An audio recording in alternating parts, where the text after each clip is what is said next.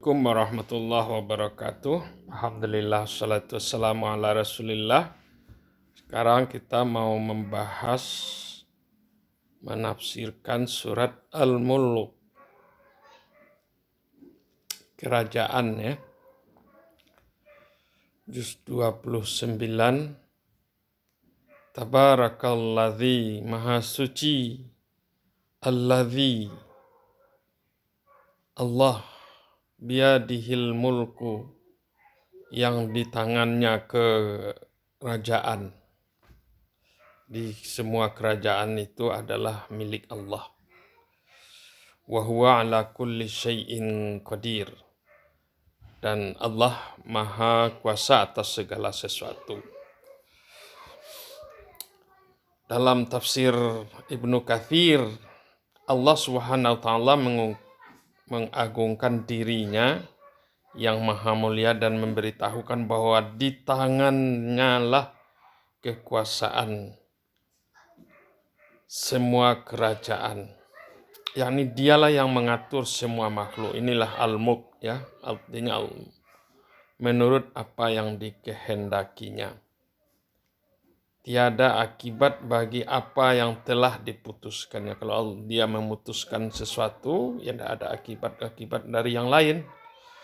Dan tiada yang menanya tentang apa yang diperbuatnya karena keperkasaannya, kebijaksanaannya, keadilannya. Untuk itulah Allah melanjutkan di ayat terakhir ayat surat Al-Mulk, wa huwa ala kulli syai'in qadir, dan dia maha kuasa atas segala sesuatu.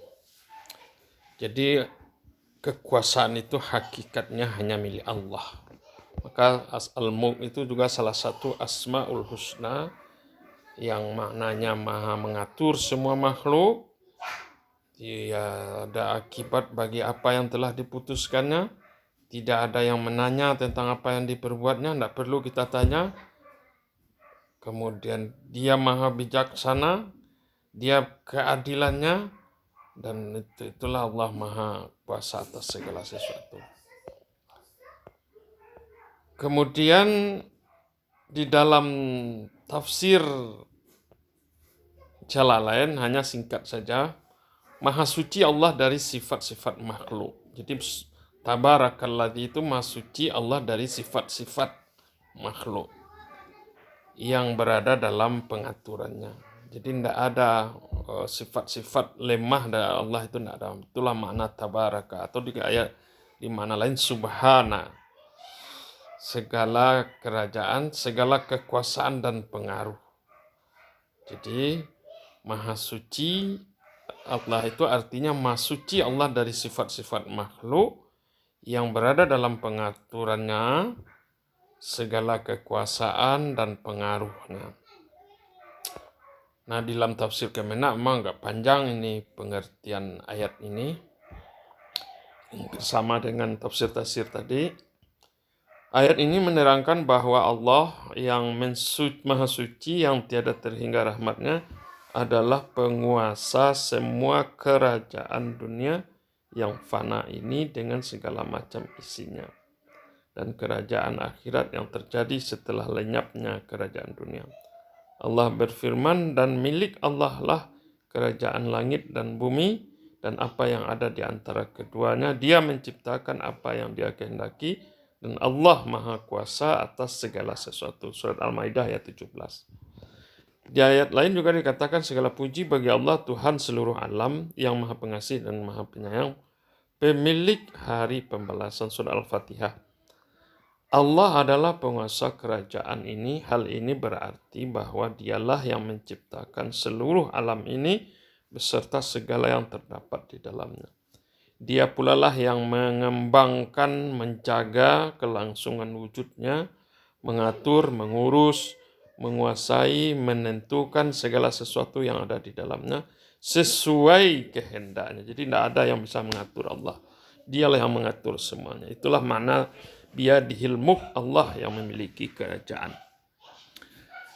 Dalam mengatur, mengurus, mengembangkan, dan menjaga kelangsungan wujud alam ini, Allah menetapkan hukum-hukum dan peraturan-peraturan. Semua wajib tunduk dan mengikuti hukum dan peraturan yang dibuatnya tanpa ada pengecualian sedikit pun.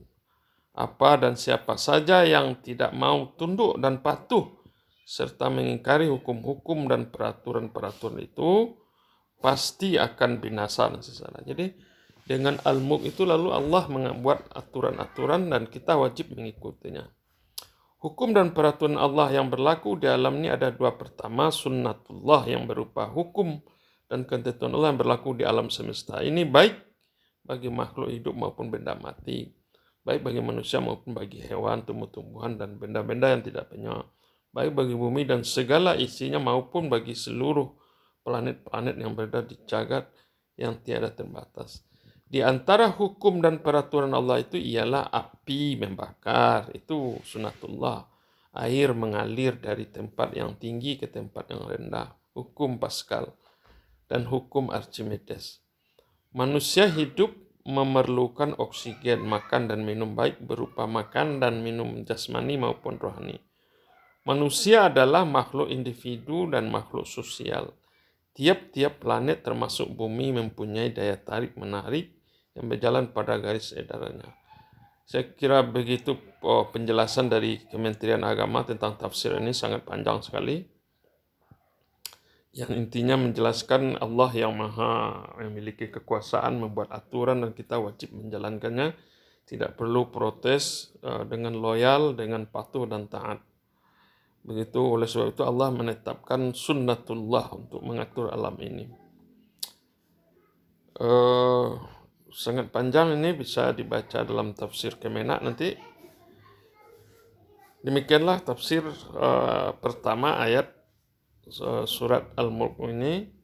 Semoga dapat kita memahami tabarakalladzi maha suci, yaitu Tuhan yang tangannya lah kekuasaan dan dia maha kuasa atas segala sesuatu. Terima kasih. Assalamualaikum warahmatullahi wabarakatuh.